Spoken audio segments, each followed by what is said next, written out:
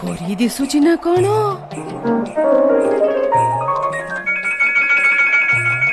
ଆରେ ମାଛ ବି ଡେଉଛନ୍ତି ପାଣିରେ।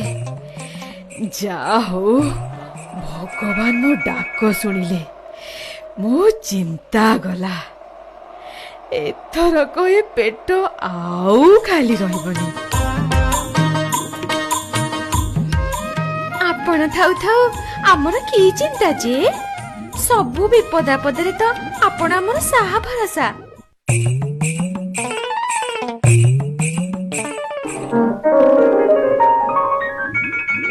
ଆରେ ବାଃ, କି ମଜା!